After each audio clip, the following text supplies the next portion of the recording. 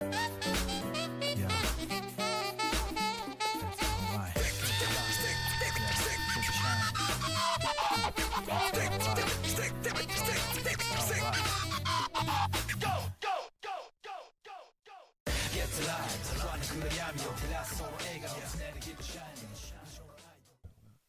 must be Monday again.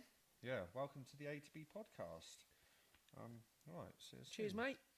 Cheers, me dears. Cheers, everyone. The frothiness. Right, I think we're going to go on to a bit of a. What I say? How's your week been? Well, Start with that. interesting this morning, but I won't go into greater detail. Yeah.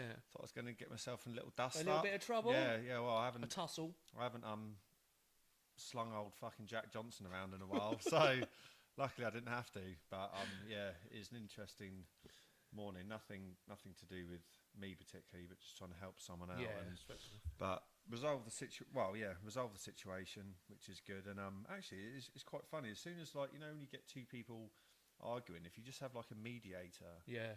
or someone that kind of knows both of them or whatever, Yeah. and maybe, well, like myself, maybe just with a bit more presence, you can just say, pack it in. You pack it in as well. Yeah. There's no need to. Yeah. Let's settle this like reasonable adults. Yeah, and shack. Yeah, well, mate, I know you had a long day yesterday, didn't you? Yeah, With your daughter doing the Thai boxing. Yeah, so we went up to the ISKA kickboxing, well, it was Muay Thai. Well, it's actually different. There's different categories for different things, but yeah, my daughters particularly do Muay Thai. So yeah, that was good. Yeah, didn't get the win this time, but yeah, she did a good job. Got an injury, which I think cost her a few points. She was, I think she was doing, yeah. I think she would have won it, but she got injured, so she got sort of, I think she's torn a muscle in her calf, so she sort of, got a bit of an 8 count, but came back strong in the third round. But just, I think it was very, very close. But I think just mate, watching it back, yeah. I think only that. Mate, it's only that's that the little only bit thing. where it was quite a significant thing in the fight, wasn't it? But yeah. But in like, terms but when I look at fights, like say if I'm watching boxing or anything on TV, say if it's like a very close fight, Yeah. I always think, does the other person deserve to win? Either way. Yeah. And or deserve to lose. Yeah. And it didn't seem like Omi Yeah, I don't know. I don't think she deserved to lose. No, I think a draw. I don't know if she deserved to win either. Yeah, You know? yeah. It I think it was. It's quite very close, and I think they both came out aggressive. They were both aggressive fighters, and it was it's good. I mean, it's just I still can't. There's still bits I can't quite understand about the scoring system, but that's. I mean, we've been doing it. We've been doing this for years. They don't do 10-8 rounds or 10-9. No, so the juniors is different. When it's a decision fight, it's 5 1-minute rounds with a 30-second rest in between. When the one we did the ISKA one we did yesterday was the normal bouts were 3 1 minutes with a 30-second rest, and then your finals were 1.5 minute, 3 1.5 minute rounds with a 30-minute rest, 30-second rest. Yeah. However, when we went to the Sandy Open, which is one that's coming up, did it a couple of years ago. I only fought there, and that was 5 1 minutes, or 5. I think it was 5 1 minutes or 5 1.5 minutes with a 30-second rest. So it's a little bit different, but obviously, a little bit different from what you normally see. Yeah, it must just be so. Yeah, well, when I messaged you yesterday, because I said even I got a little bit anxious for her. Yeah, and then I thought, bloody hell, being a dad. Yeah, and seeing your little girl do that, obviously, you must be super proud. But it's incredible. Mate, I'd just be like, I would have brown underpants. It is, yeah. It's, do you know what? It's like an emotional roller coaster, and it's funny because you get all the dads. I mean, they're a great bunch of kids. The coaches are amazing. They all quite like amicable. Like no one gets really nice. like you know, like another kid wins. None of the dads or no, there's none of that. No, I think that's the thing. It's not ego driven. That's what I have noticed. That that whole scene. Remember when we first. I mean, they've been doing it since they were 6. They're just turning 11. So you're talking like nearly 5 years worth. So we've been to a lot of clubs, a lot of tournaments, a lot of like decision I suppose you fights. see quite a few of the same coaches. Oh, yeah, you do, and you get to know people. You get to know other parents, and I can honestly say, if you were looking in from the outside, I bet you think, oh, they're a rough old bunch. It's not like that at all. Everyone, honestly, they're so respectful. It's a really nice community sort of thing. They're very encouraging of the kids. The kids are humble. You know, they do some of them do the showboat bit in the ring, but then they go pound. You know, they literally go to pound town on each other, and then they stop and they get down on their hands and knees and they work like they sort of do like a bow to each other. It's incredible, and I think it's amazing for life lessons. Mate, it's funny because even my little short spell when I did it years ago, had doing my Thai fights. You think the fighters would be the worst people, but they're actually not. It's actually the crowd or other people, the friends, the ones that have had on the shan or something, and then think they're Johnny Rock. And people don't understand. When they say, when fighters hug each other afterwards, it's because anyone that hasn't done it doesn't realise all the time, effort you've done. Put in, You've literally exhausted yourself. You were quite literally trying to kill the other person. And then when it's over, I think it's that. Because another man can't bully the other one, or a female can't bully the other female, and then it's like, mate, fair play to you, because you know how hard it is, and you know exactly what they've done. To get in there, mate, even just to set foot in the ring is a big challenge to do. But and you know what? And with your kiddies, mate, again, my just short little spell doing it, but mate, it's one of the best things I've done because it's one of the experiences that. You can't replicate that. You can't teach that. That's something you have to go through. And even from my point of view, it's something I never thought I was going to do. And it was because of the girls. It was like, right, we want you to understand what it is we do. And I used to say to the girls, oh, it's fine. You know what you're doing. You've done enough now. I mean, like I was saying to you earlier, like they've done multiple fights. I think I only done like 30 fights / interclubs. Yeah, it's crazy. So it's a lot of time spent. Obviously, crafting your technique and all the rest of it, and they're both like Elvie's had like 29, but they kept saying to me they would still get nervous before they go in, no matter what. They had to get their head in the game. And I said, oh yeah, but it's fine. You know what you're doing. But that's natural. And even if you like watch UFC, whatever. All the fighters still say you still get anxious, mate, because you're about to fight another person. Yeah, it's fight or flight. It's a natural human reaction. If you didn't feel that way. Then you wouldn't be You're human. a psycho. Basically, you're a psycho. You're a fucking There's something wrong with it, brain in between your fucking ear holes. But I kept saying to them, it's fine, you know what you're doing, it's absolutely fine, you've done this many a time, it's fine. And I thought, actually, you know what, I turned around and thought to myself, actually, there's me saying, it's fine, you know what you're doing, you just got to get your nerves under control. I'm saying that, I've never done it. I've never done it. So I was like, right, I'm going to do it. And they sort of kept saying to me, oh, you need to start training, come down, understand the rules, get into it. And then, about 2 years ago, I then, on the back of that, because of them, I got into it really just to know what they were doing and just really understand the technique, the rules, try and get a bit of a thing. And then I ended up doing, I've had 3 interclubs now, which is something I never thought I'd do. And what I can honestly say is, like you've just said, at the end of it, again, these aren't decision fights, these are interclubs, it's controlled, but at the same time, it's like you get in there, you're still punching each other in the head, you're still kicking each other in the head for like 3 rounds, and it's that feeling when you finish, it's like, mate, fair play. And you go over and you're hugging each other, and you've just like been punching each other in the face. Because then it's like a neutralising respect. Yeah. Because loads of people can go around and like I just said before we started, it's like, everyone thinks they're, like Mike Tyson said this, everyone thinks they're a tough man until they get punched in the face.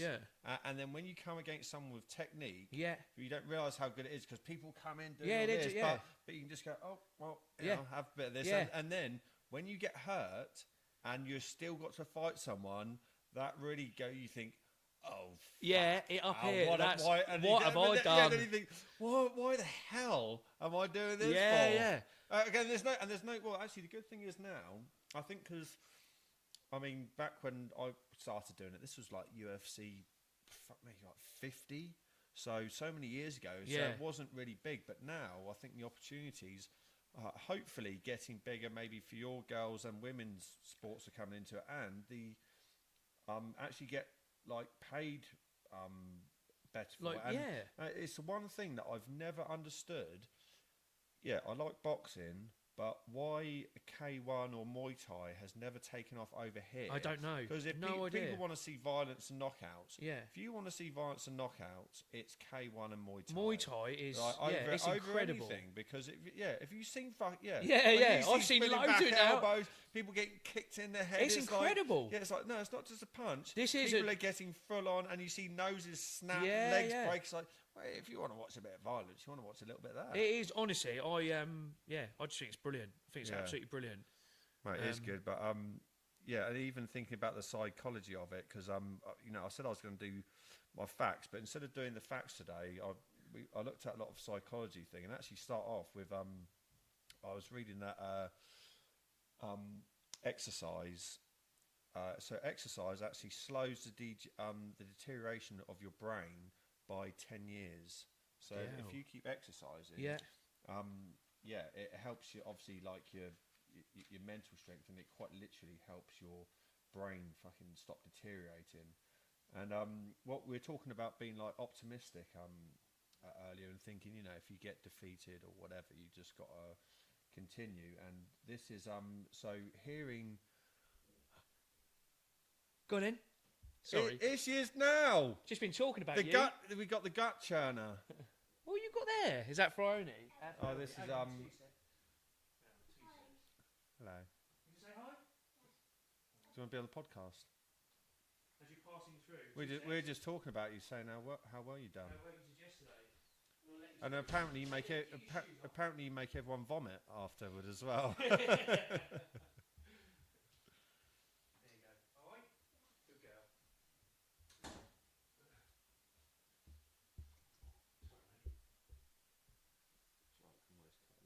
Yeah, we cut that out. It's the joys of being on half term. I was like, just out of the way. Yeah, mate. Hearing negative things can damage at least 5 positive memories. Oh, really? So I think we talked about this before. This is why I never watch the news. So if you think all this bad news constantly, and it is always one news as bad well. memory or one bad thing that you're watching can affect 5 positive memories. Excuse me. So all this stuff that kind of gets pumped into us, like this is happening across the world, this is happening there, all this. The more you take in, just think that's damaging 5 of your positive. That's why everyone's got bloody mental health problems. Yeah. Mate, they reckon, and again, that goes on to this. They reckon the most depressed people are 18 to 33-year-olds. Is that because of tech and all the rest of it as well? Because people aren't spending enough time outside, they're on tech, they're reading the news constantly, or the bad news, as I like to call it. Yeah, mate, I don't know. Oh, there's little clusters. Yeah, mate, I don't know if it's well, it's probably different now because of the tech. Mate, too much information. Yeah, I think we're just exposed to everything. The depression thing is, it's there's a lot of people that are putting out kind of fake lives, saying they're happy. I think didn't we say before? We said we should start another site like Faceache or Shipwreck. Yeah, or that's something. right. Yeah, So, Faceache, toothache. Just post the most fucking miserable things that happened in your load of life, old crap. and then you can like it. Yeah. Yeah, even if not. Oh, mate, I didn't realise that. Do you know what I have heard as well? Just on the back of that, I've heard that with the child, basically for the first 5 years is when you can do the most damage to their brain. So if you're if you're really sort of hard on them, maybe like negligent, or like you say again, coming back to negative comments, if you're quite strong on that for the first 5 years, that then is instilled for the rest of their life. Development of their brain. But this used to be a thing where they actually used to send children to nuns and monks. This was legitimate. I can't remember what country or whatever, but they used to send children to nuns and monks for the first 6 years, because the first 5 or 6 years, you're totally the most right, important in development. That up. Yeah, is the main. So those first 5-6 years, you pretty much develop their personality for when they're older. Yeah. So even though they don't kind of seem that aware, but all your actions and all that kind of stuff that you do. And I know that you do this anyway, but I was, again, looking into this yesterday. they reckon one of the main things that kids want is your time. Yeah. No, literally your time, and you don't say you can't do stuff. You need to set kind of rules, but you need to let them talk to you without interruption. Yeah. So you actually listen to them. Yeah. Engage with them. And apparently, I know you do more, and I know I do more, but you only 20 minutes a day of interacting with your child. Yeah. And it will make, and this is what I was studying yesterday. It will make them more resilient in life. Yeah. But you don't help them as well. So, say if they become across a problem, you say, "How do you think you should get over it?" Yeah, how are you going to solve that? Which is what I do, actually. Yeah, no, I know you do. Yeah, because I do the same with Annabelle. Annabelle. I do exactly the same. How like, are you going to navigate this? Yeah, it's then? like, I'm bored, Daddy, or whatever. So rather than giving them something to do, say, okay, well, what's in your room? What can you do? Yeah, that's it. What would you like to do? What toys have you got?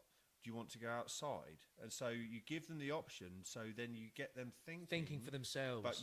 But it's that psychological thing. You don't want to give them something. No. Because when they get older, that's what they get used to. No, they'll think it's like they'll say, "What do I?" So you get to an adult, and you'll think, "What do I do now?" And that mechanism won't be in there. Yeah. To think, how do I sort this out? Yeah. I see a lot of that. I see a lot of that, and in my role, there is, and my years of doing the job I do, I see, especially now, I think the younger generations, they come through with it's like there's a self-entitlement.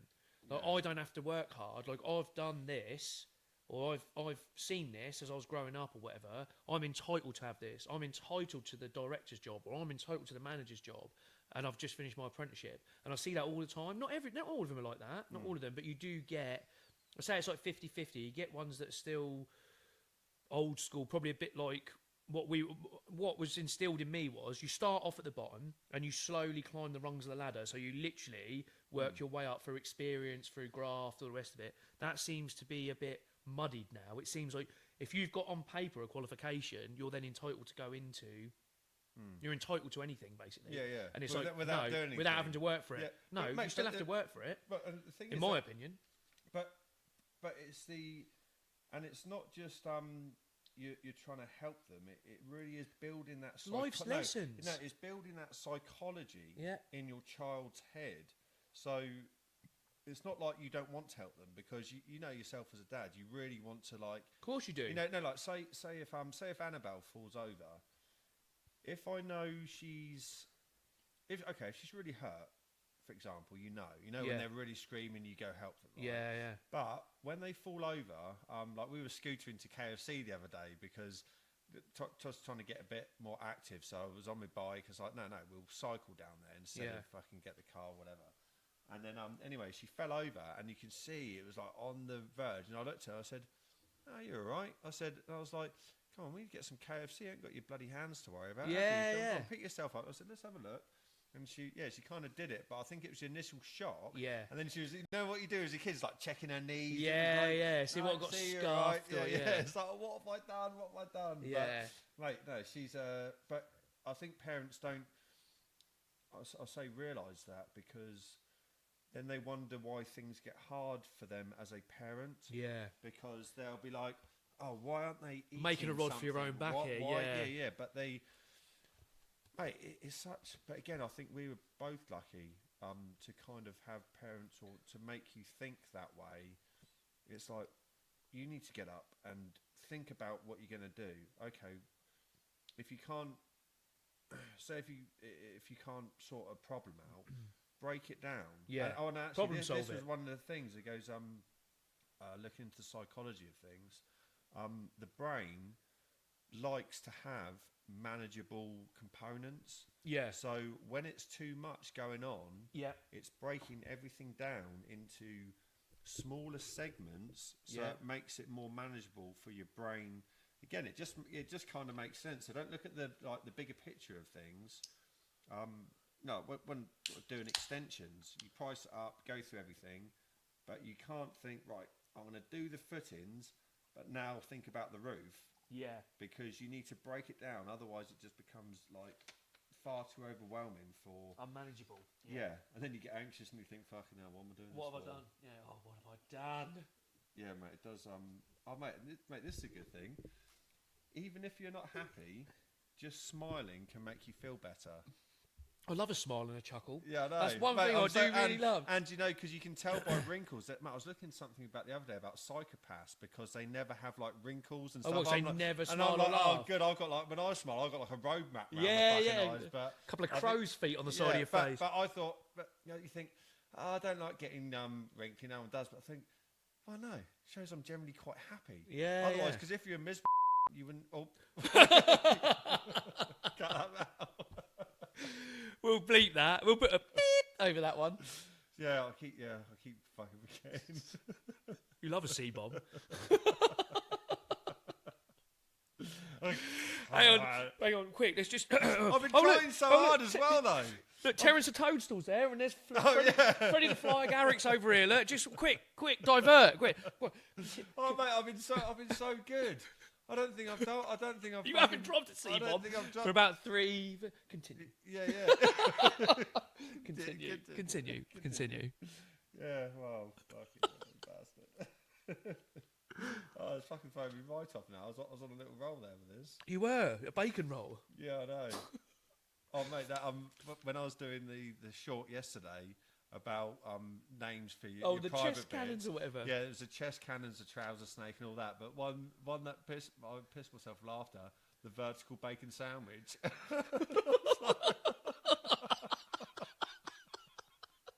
It just came up with this picture, and I thought, oh, I don't know if it kind of looks like that, but We'll cut this out. what do you mean? What a disaster! What a fucking train wreck. What a disaster!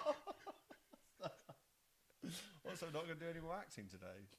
I don't know what got into us last week. I think that was probably dressing up. A couple of brewskis. Brought the best. Yeah. Brought the best out in us, The pest. Brought the pest out in us.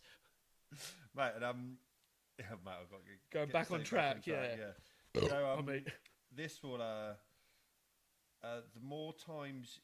Well, this is basically down to liars, which is actually I found out which is truth. If you keep telling yourself what you believe is the truth over facts, your brain, you can literally train your brain. what, to believe it? Yeah, and we know a few people like that in the past. Oh, and, yeah. Or even a couple now. So no, but they literally, no, they honestly believe it. And another one kind of linking onto that, people would rather change the truth than change their views on people. It's mad, isn't it? Well, so yeah, think about politicians. So say about, I mean, I know all politicians are a bit bent, corrupt, and let's just say talk about Trump, good or bad. But it's people's views that they would rather not see the truth rather than change their views on the person. Yeah, it's mad, So isn't it? people cannot stand Trump, even though some of his policies. Wait, I think he's better than say Biden and Kamala Harris, whatever. It doesn't really kind of matter, but it's kind of the point of they would rather not listen to the truth. Yeah. Your brain is designed not to listen to the truth rather than change The view on the opinion of the person, change or their views on that person, another or person, it's which mad, is isn't it? yeah, and oh mate, I forgot to write this one down, but it was something like we choose our own truth. Our subconscious brain makes our own truths over logic a lot of the time as well. Yeah, it's crazy, isn't it? I think that's why we fall into like these little kind of like traps in life, Yeah. because we create our own truth and our own narrative, and people are so. It's like, you know, when you can put facts. And once you're in there, it's like tunnel vision, then. Well, isn't you it? can almost put facts in front of people, and have they'll it still almost choose written to. down, and it's like, well, that's not right. Yeah, it's not true. No, but it is. Yeah. It's Yeah, like yeah. with the the whole bloody transgender thing, which they well, anyone eats their own, but when they say you're not a man or a female, it's like, well, DNA says you are, but it's fine to how you want to be. Yeah, if that's it. Totally if you wanted fine, but it is a fact. nature and yeah, science. yeah. It's like, but you can't change science. No. It's like, otherwise you might as well just throw everything It's else already out the window. predetermined. It's already predetermined at the birth stage. Like, you already predetermined. Yeah, well, what you choose to is entirely up to you. If that's what you want to, that's well, entirely up to you. However, I was transgender Ben yeah, you were actually last week. Yeah, so, yeah. But I haven't gone around saying I'm definitely a lady. Yeah, I'm definitely a lady with my little vertical bacon sandwich. Fucking grim. With a little cheese turnover, a little fucking sausage. Ham and cheese toasty. But, mate, sausage turnover. Mate, and staying optimistic about the future can literally shield your brain from physical and mental illness, apparently, as well.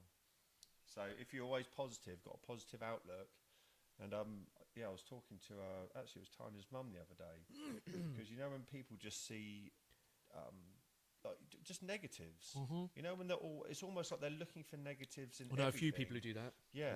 And you literally are creating your own outlook on the world. So I'd always like to be in someone else's brain that thinks like that and how they perceive everything in the world, and flip it. Yeah. And then go, don't worry. Yeah, it's I don't. I mean, it is hard. It's tricky, isn't it? Because, like you say, we're fed so much crap, so much negativity, so much bad news, so many problems. It's always bad. It's very hard to have a positive outlook. But I think if you well, it's probably how you're raised. It's kind of how you're raised again by your parents. I suppose your upbringing, your background. Like, if you're prone to just looking at all the negatives, you're never, ever going to be happy. I don't really see how you could ever be happy at any point if you're just always looking at the bad stuff. Yeah, no, you just end up swamped or bogged down with all the crap. Again, this is onto something else. There's in our head, we literally, for a survival technique, we purposely look for negatives so we can deal with danger. Yeah. But that's kind of a survival thing in our head. Yeah, that's not something to be actively look. So, say if we're in the wild, like hunter-gatherer time, so we are looking for what could potentially happen to us. Getting attacked and whatever it is. But the problem is now, I think, because, don't quote me exactly on this, but I think we evolve something like 2% every 10,000 years. So we've still got those survival, inherited DNA in us. So we're still thinking like hunter-gatherers. Yeah. And we've That's got that primitive brain. We've got primitive brain. Yeah, but now we've got but now we've got Coronation Street to look at all the negatives. But now we're fueling it. It's like, you don't have to look for that. It's on the bloody TV. And it's funny you say that. I was reading something the other day about the primitive brain, and they were saying because of technology now, they also there's another argument for why mental health's on the decline, and it's because we still have a relatively primitive brain. We think we're there, but we have a primitive brain. We have basic needs in a primitive brain. However, technology is now causing stresses in our brain and our just day-to-day activities and stuff because the technology is moving so quickly. Yeah, our surroundings have everything changed. is changing. Everything is more fast-paced. We've got all this instant gratification stuff, so we're not waiting for things anymore. I think we've touched on this before, like just having a bit of patience to wait for adverts on, or just not being able to just, order something on the internet and it turns up before 10 p.m. the same day. Yeah, it's like, why is this not here now? Yeah, and these are all stuff that actually makes you less patient. It makes you more stressed. It makes you more, your time restraints are all changed. And I remember, I had this conversation with the Muay Thai coach this morning, who's the same age as us. Because everything is streamed now, I remember, do you remember the game Rampage? So you had like we smashed the buildings. Yeah, smash all the buildings up. You had the crocodile, the Ralph, the wolf, and there was a monkey, a gorilla. Yeah. That game, I really wanted that game. Really wanted that game. And at the time, I was living miles away from the nearest video, because we live out in sticks a bit. The nearest video rental place, or when you used to go and rent a PlayStation game or whatever. Blockbuster or something. Yeah, it was miles away, and I remember thinking, I really want that game. I really want it, and I knew that there was an X rental version. I'd saved up some pocket money. I knew there was an X rental version that was up for sale, and my mum and dad said to me, "Well, dust the BMX off and just go." And I was probably about 12 or something. And I was like, yeah, I'm going to do it. So I remember getting up early, set my alarm. I got up early, got my pocket money. I got on my BMX. I literally rode for miles to get this PlayStation game. And on the way back, I got a puncher. And I remember thinking, I don't care. I'm still going to go. I'm so desperate to play this game. But it's like excuse me. Again, it just comes back to that. I actually had to go out and fetch it. I didn't just stream it. I didn't just order it online and wait for it to turn up. I physically had to work my legs quite hard to get all the way to this place. And it feels more rewarding, doesn't Mate, it? I just remember getting back and thinking, I really deserve Rampage today. Yeah, and I was literally thinking, I've got back by like 2 o'clock on a Saturday. I've now got the rest of Saturday and Sunday before I go back to school again to smash Rampage. Yes! Oh, yeah, it's like the best feeling ever. My legs were destroyed. Couldn't walk up the stairs. I had to crawl up the stairs to put it in the PlayStation. I will play Rampage. I'm tired. And then the memory card failed, I think, and I lost all my levels. But Oh, mate, that used to be the worst. Or like I had like an Amiga and a few other things. Like sometimes it just wouldn't load. It'd be like, what is going on? I spent fucking days. Yeah, I've spent days doing this. God, I've nearly leveled up. I've put in the lactic acid in my fucking quads. I can't even make it up the stairs. And I get there and your bloody memory card's failed. Yeah. Or a scratch CD. Yeah. A scratch CD, you think, oh, fuck it. Yeah, I think a few of them got frisbeed out the window. Fuck. Straight out the window. Yeah, well, looking at those, because obviously now we've got the YouTube studio thing, and mate, it's so fascinating looking at how many people actually stay watching our videos and whatnot. So most of them, it says it's kind of an average, or some of them actually watch longer than the average time, right? Yeah. But the average time is about like 4 or 5 seconds or whatever. I can't remember the exact figures. It's like, oh, what? That's good going, is it? So you can imagine just people go 1, 2, 3. No, 1, 2, 3. It's like, what are people doing? No, but seriously, like, seeing those figures, for anyone that doesn't know, on this YouTube analytics thing, because now obviously we've started this up, you can see all the data, times where people swipe past your video, the age group, the geography. You can see literally where it's being seen, watched. Yeah. And like a lot of our times, I mean, mate, well, we still think it's kind of surreal because it's going really well, which is brilliant. But when I see like the average times, and it's like, oh, this video's doing well, it spends more time than the average, and you think 16 seconds. Yeah. Oh, so people. So this is why you've almost got to make so fucking much. This has made them hang around for a bit. Yeah. People only stay around for like 10 seconds. That's the fast-paced world we're living crazy. in. It's like, you haven't even got to the juicy bits yet. Yeah. Like, all the good stuff. Mate, it's crazy though. Mate, I was actually shocked in a way. Maybe because we weren't brought up in with this phones and all this swiping stuff. It's all changed. So this is better than average. Yeah. What?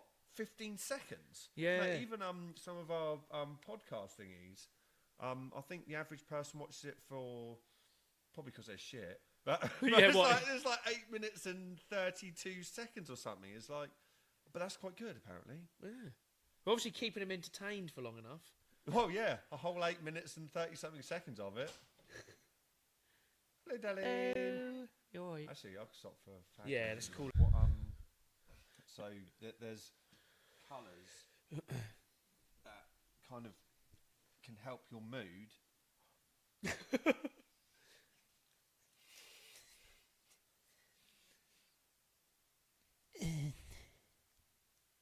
What sort of colours? The grey ones. Don't help me, Mr. Colourblind, don't I? I like a nice lumpy brown.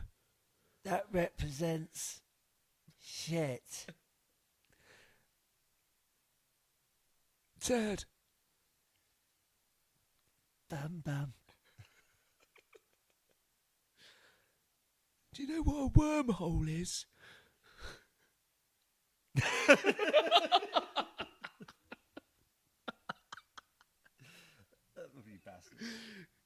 I got a wormhole, but I only use it at the weekend, son. Oh, what the tradesman's entrance. Oh, God. Toad in the hole. Continue. Continue. Please continue. Okay, well, right. Please continue. On to more pressing matters, okay? Okay, guys? Okay? You feeling okay?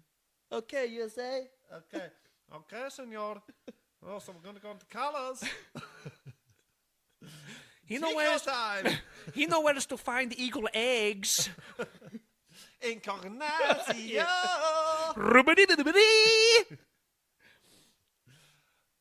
Continue. Continue. I was wondering if you'd like to join me in my quarters this night for some toast. Ramses does not dance, for he does not dance at the party. I couldn't let anybody see my face, Stephen. Come on! Come on! Wait, that's a true story.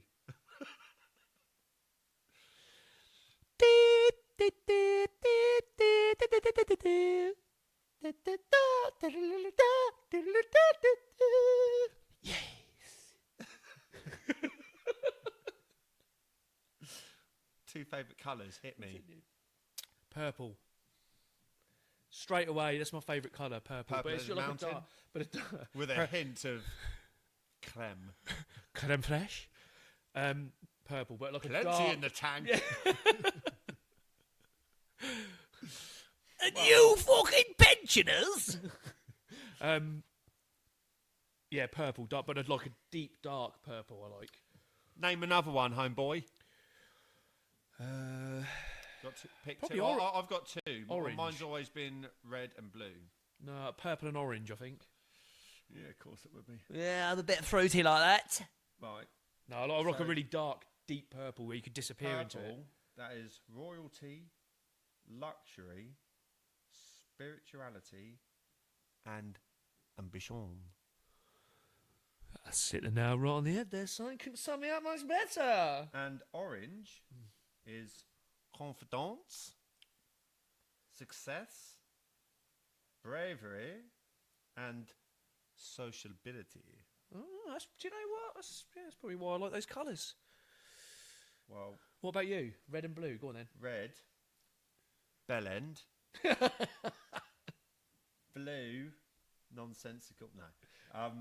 Red's excitement, strength, love, and energy. And blue is trust, peace, loyalty, and competence. Or in my case, Impotence. yeah. That's what you going to say. No, because I legitimately always like, blue or red. And when I write anything, I always like to use a blue or red pen. Yeah, fair play. I didn't know that. I knew you liked blue, but I didn't know you liked red as well. Yeah, purple. blue can make you feel calm. Yellow boosts happiness. Red can grab your attention. So if you surround yourself with those colours, it generally will match your mood. And so the other ones we've done red, orange, yellow, creativity, happiness, warmth, and cheer. Green is nature, healing, freshness, and quality. That's nuts because Kira's favourite colour's green, and it's all about the garden. That's weird. Pink is the vertical bacon sandwich. I was trying to think of something pinky to it. The cock started turning then. Pink is compassion, sincerity, sophistication, and sweet. Brown, Shit. brown, dependable, rugged, trustworthy, and simple. Simple is as simple does. I suppose it depends what you've eaten. Black's formality, dramatic, sophistication, security. And white is semen. Get up. White is clean simplicity, innocence, and honest. And very angelic, that sounds. Yeah, and then I read if you paint or if you're in a room of purple, it will make you more creative. I just love purple. I get drawn into purple. Anything that's purple, I'm like, ooh, I want some of that. Well, you are quite creative. I try. Yeah. Well, it does. It kind I of. think, purple, that's something that's a colour. I know it sounds really sad, but that's a colour. Like Leather. when I see purple, I think, ooh, Helmet time. Yeah, I need me some of that. Yeah, I don't know what it is. Yeah, so I get Wait, is really the, drawn into purple. Well, have you ever looked into like the 7 chakras meditation? Because they're all like wavelengths and stuff. No. That's why like monks are always dressed as fucking oranges. No, straight up. Because each colour represents different wavelengths that can literally affect us. No, I didn't in know that. different ways. Actually, got another one good for you. Continue. Talking about monks and purpleness. Yeah. Nothing to do with purpleness. Do you know? You know the structure of so chords in music. Yeah. So like A, B, C, D, Yeah. E, F, Yeah. and Doing a G bit gardening. chord. Yeah. So those chords were when you play them all together, they're all sort of notes of the scale. Yeah. When you play those certain notes, they produce a chord, which obviously harmonises with our body. Yeah. And that originated from monks playing tones and chimes that work together in frequencies to heal people. Oh. And to translate that to other monasteries, to come up with like a structured thing, like you play this one, and this one together to heal that person. Hence why we all like some form of music. Oh, wow. So I didn't know that. all of our music is structured around these chords because in some way, shape or form they harmonise with our us. frequencies. Oh, wow. No, I didn't know that. Didn't know that at all. Yes, mate. But it's all ancient stuff. It's quite interesting. Mate, it's always been there, mate. When I found that out, I was like, yeah, it makes sense because if you like blues music, rap music, rock, whatever, it's all basically structured around the same sounds in particular orders, which came from monks to heal people through frequency healing. Well, there you go. I didn't know that. Yeah, that's your bloody pickle bag. Yeah, I have got my pickle. Do you want to see my pickle? Oh yeah, go on then. Are you ready? Are you ready for the next stage? Yeah, go on then. As we did that little chili one last week, now it totally upset your guts.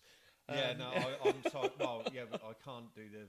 Yeah, after. Yeah, so you don't really see the aftermath after the podcast of the last. I think one. your toilet saw the aftermath.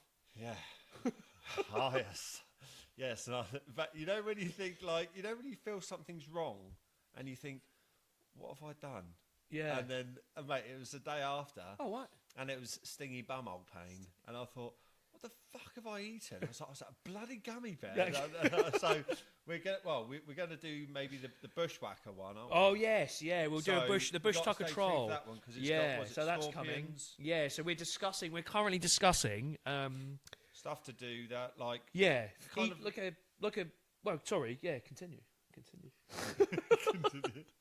Yeah, just something to add. I don't know, something. Bit of excitement, something a bit different.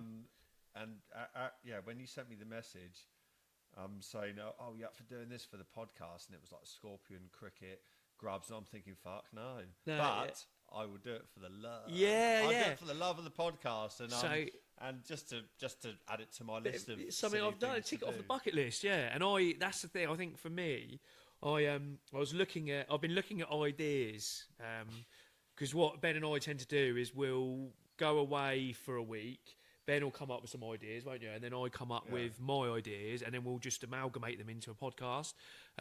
So I have been looking at a bush tucker trial episode where we will have black scorpions, crickets, mealworms. They've got the grubs as well, the little gooey grubs, and zebra tarantulas.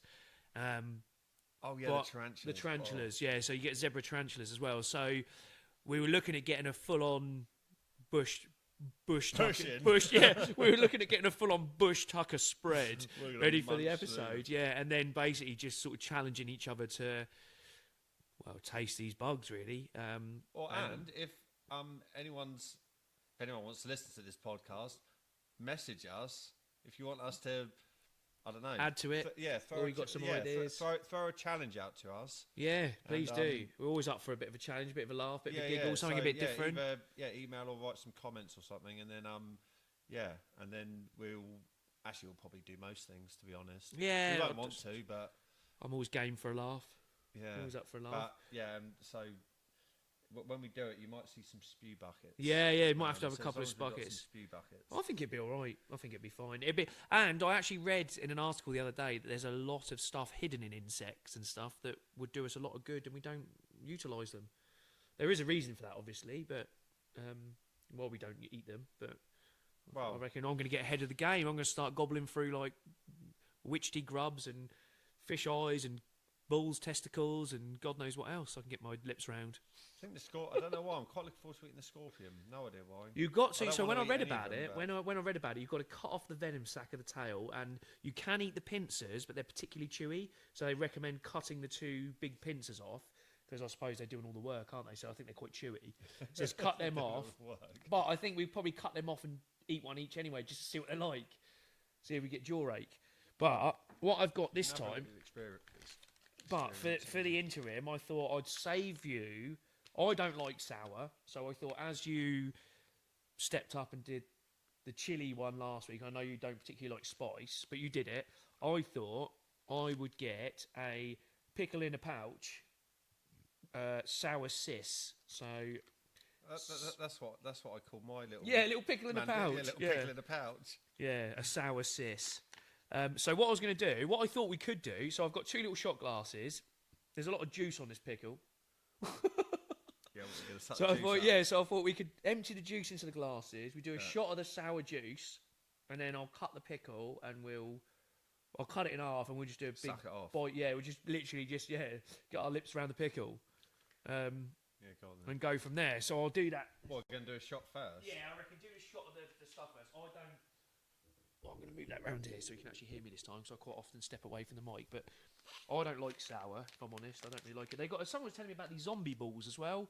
You can get little zombie balls that are horrendous. They're so sour. So I wouldn't mind giving them a go. You at don't some want the point. spice things then? I'd rather do the heat than the sour. I don't really like sour. Ooh, ghastly.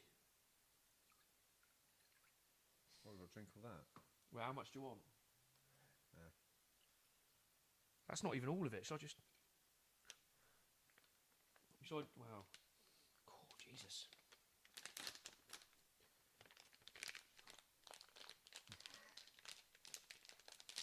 Oh,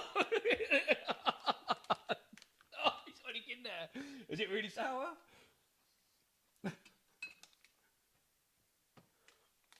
Not too bad, actually. Is it not? Oh, he beat me to it. He's already in there. I think this is going to be worse. We're just going to do this. Oh, it's vile. Ugh. No thanks. Quite like that. Ugh. Yeah, I'd rather have the heat. Oh. No tart. Oh. Oh, God, I better finish it, hadn't I? I don't know if it's more salty than sour. That's quite like that pickle. Yeah, you carry on, mate. You fill your boots. That's vile. Absolutely vile. Nowhere near as bad as that fucking head. Oh, I'd have the gummy. No, I'd rather have the gummy. That's horrendous. I hate the taste of it. Makes me feel ill. Ugh. Ugh. The It's not good on imagine. the Do you back remember of the Jolly truck, Green? Do you remember the Jolly Green Giant for the sweet corn advert? though. Ho ho ho. Yeah, I imagine that's like his pecker. Pickle, What? it's Pickled, pickled. pickled and green. Yeah, yeah. Oh, pickled pecker. Ho ho ho. Ho ho ho. Gangrene penis.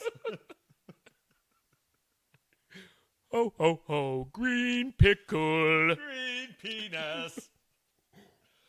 It's not actually not nice going down though. No, I don't. Yeah, it's I've had worse I down think- my neck. I think I'll leave that. You can fill your boots, mate. There's loads. Well, I'm going to bed. Oh, that was horrendous. Yeah, I didn't enjoy that at all. I think I'd rather have the insects. I want to kiss you all over and over and again. I want to kiss you all over. Dun, dun, dun, dun, dun. Till the night closes in. Till the night closes in. from A to B. Hang on. Oh, You jumped ahead. I've got one fuck. last story. I got one quick story. Reverse. I stumbled across this. And it was I've got it's so. I was really laughing. I wasn't laughing. I was almost a bit like gobsmacked as well. So I'm going to tell you a story about. Are you ready for this? Always ready. Mike the headless chicken. Is this real?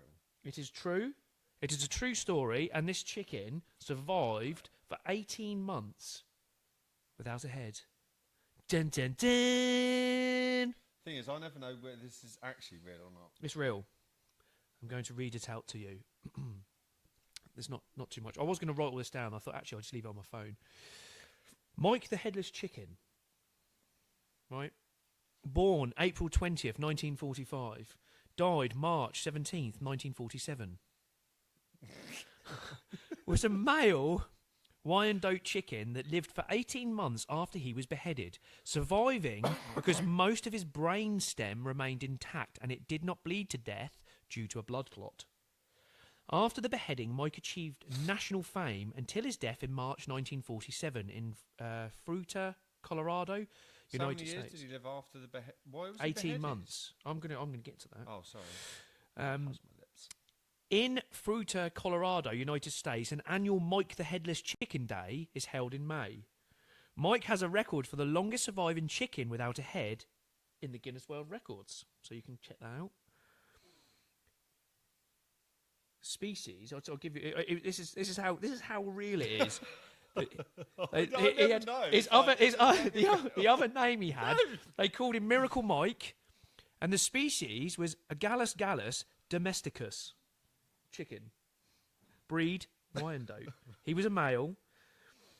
Cause of death? He ended up choking. What? Yes, honestly, this is true. Right, Beheaded? so I'm going to go into the beheading now. On September the 10th, 1945, Farmer Lloyd Olson of Fruita, Colorado. Fruita, Colorado, United States, was planning to eat supper with his mother-in-law and was sent out to the yard by his wife to bring back a chicken. Olson chose a 5.5-month-old Wyandotte chicken named Mike. The axe removed the bulk of the head, but missed the jugular, leaving one ear and most of the brainstem intact. The jugular. Oh, you got a fucking dart in your neck. Got a fucking axe in your neck. Despite Olson's attempts to behead Mike, the chicken could still... Mike. Just keep going for it. Despite Olson's attempt to behead Mike, the chicken could still balance on a perch and walk clumsily. It attempted to preen, peck for food, and crow, though with limited success. Its crowing consisted of a gurgling sound made in its throat. When Mike did not die, Olson decided to take care of the bird. Oh, now he takes care. Yeah, now he's like, oh, I feel awful now. Oh, God. I feel awful now. I've got to keep this thing alive. He fed it a mixture of milk and water via an eyedropper and gave it small grains of corn and worms. Once his fame had been established, Mike the Headless Chicken began a career of touring sideshows in the company of such other anomalies as a two-headed baby. It was also photographed for dozens of magazines and papers and was featured in Time and Life magazines. Mike was put on display to the public for admission cost of 25 cents, which was equivalent to $3 in 2023. At the height of his popularity, the chicken's owner earned $4,500 per month, equivalent to $61,400 in 2023 per month. Fucking hell. Mike was valued at $10,000, which is equivalent to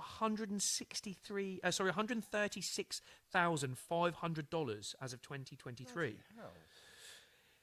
Unfortunately, in March 1947, at a motel in Phoenix, Arizona, on a stopover while travelling back from tour, Mike started choking on his mucus in the middle of the night. The Olsons, I don't know why that was so funny. The Olsons had inadvertently left their feeding. I suppose you could choke. The Olsons had inadvertently left their feeding and cleaning syringes at the sideshow the day before, and so were unable to save Mike. Olson claimed that he had sold the bird off, resulting in stories of Mike still touring the country as late as 1949. Other sources say that the chicken's severed trachea could not properly take in enough air to be able to breathe, and he therefore choked to death in the motel.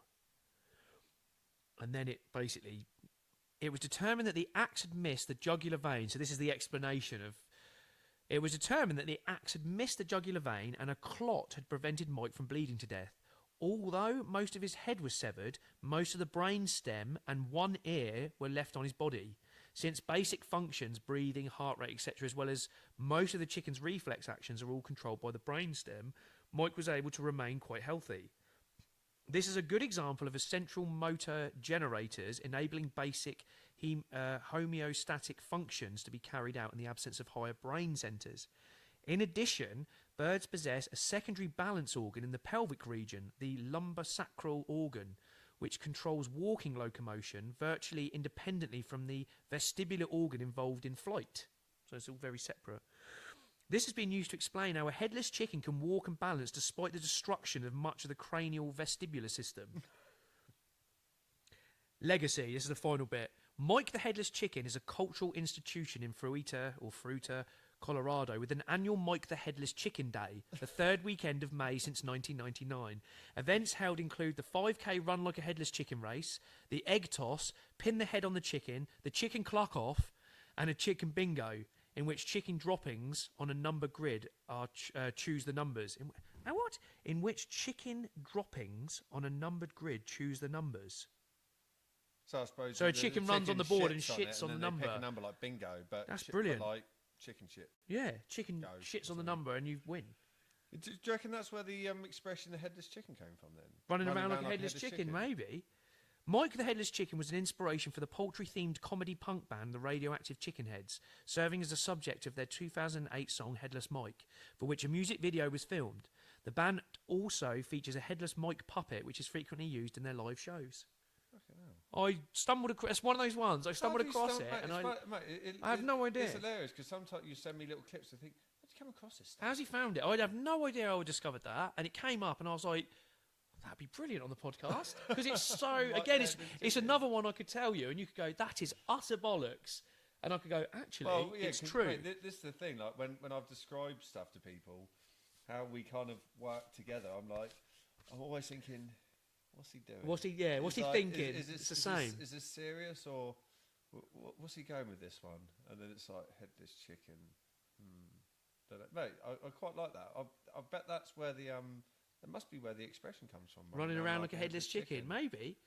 God, I just I just thought it was quite interesting. But to survive for 18 months with one ear, to keep him alive. You fucking I know, poor bastard. And then syringed his get in your mic, and then he choked to death. yeah.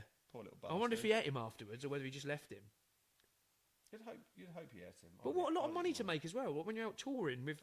Mate, that's mega bucks. I know, it's ridiculous, isn't it? We should have a go. Yeah. Well, you have a go at me, and I'll see if I can survive. I'll see Just watch out for the jugular. Yeah. I'll see if I can survive with one ear and a brain stem. Mate, that's brilliant.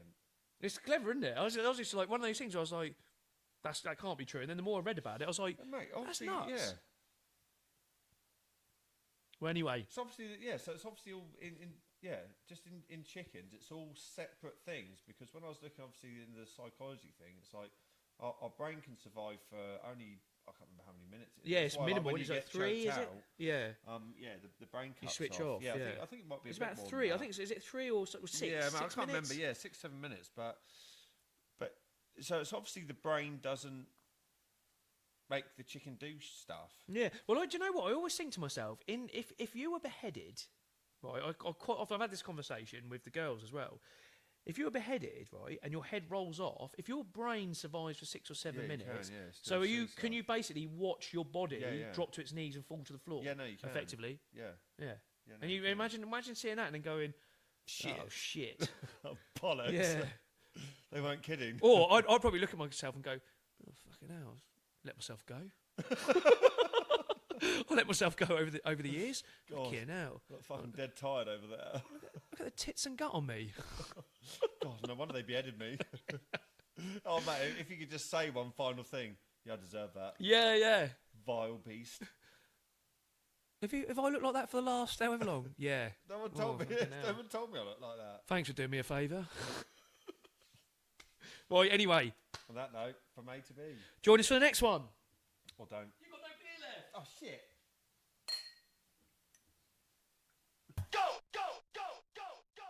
Get to life, run 그래야며 glass or egg out, 내게 give a shining.